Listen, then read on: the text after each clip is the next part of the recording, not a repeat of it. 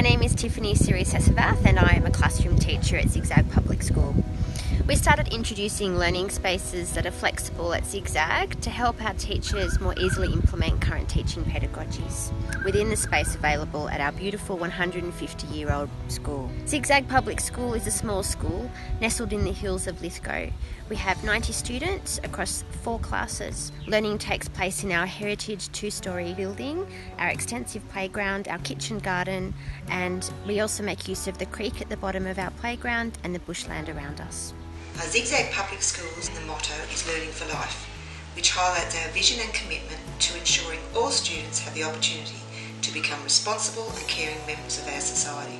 Some of the process our school has undertaken in order to meet our strategic directions include training and the implementation of L3 pedagogy in K-2, which we have now adapted to be implemented across K-6, implementation of whole school project-based learning activities, and training and implementation of evolving technology for staff and specialised lessons in technology for all students. As our school began to embrace the L3 strategies in 2014, such as students self-selecting activities from a list of must-do and can-do choices, we found that the traditional setup of our classrooms was not conducive to the pedagogy. When I saw that there was going to be a flexible Learning Spaces by Design course by the Futures Learning Unit, I thought it could be an interesting course to go to. The key messages I took away that I thought would fit into our school context were collecting feedback from students to see what they thought about the spaces, adapting some of our furniture or investing in furniture that was on wheels rather than getting rid of furniture, and then that way the spaces that we had could be moved around, changing our chairs from being chairs with backs to being stools to create more space. And after discussions with the children and interviews with them, it's very obvious that they love having those different places to go and work in, either independently or with friends.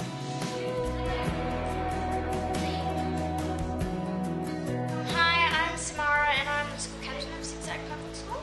Hi, I'm Bailey and I'm the vice captain of this school. Last year we decided to make some changes in our learning spaces. The teachers wanted us to choose what we wanted to be changed, and we chose that we wanted the learning centre and the halls. How did it feel to tell the teachers about your learning spaces? It was fun because we got to tell you where we like to learn and how we like to learn, and where we want to sit, and to help improve our school basically. I'm Marie Ellery and I teach the 5-6 group, and I've been here for ages.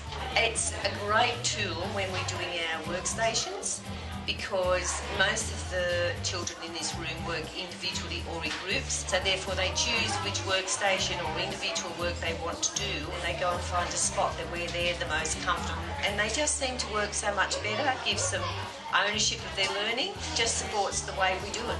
I prefer working out here because you get more space and it can look different. I like it because there's more space and it's easier to work when there's not as much noise around, and you get more done. It's really nice to have those tables out there. Hi, I'm Julie Wallace. I'm classroom teacher at Zig Zag Public School, and we're getting used to the new flexible learning spaces in our room.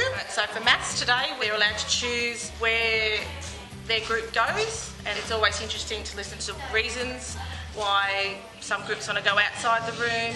And today we've only got one group left in the classroom, and the rest of the spaces are filled up out in the hallway, and it tends to happen when the 5-6s are downstairs cooking, so we get to use all of it to ourselves on a Monday.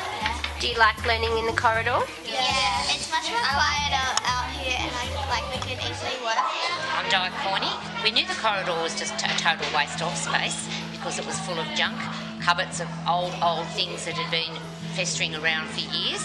So it was a great thing to get rid of lots and lots of the old bits and pieces, look through it all, and then start putting in some new furnishings and utilise the areas that were there for us already.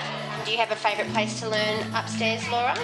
That would be the learning centre. What activity are you doing at the moment? We're doing math bingo. If you were in the classroom, would it be easy to play the activity? No, way too loud.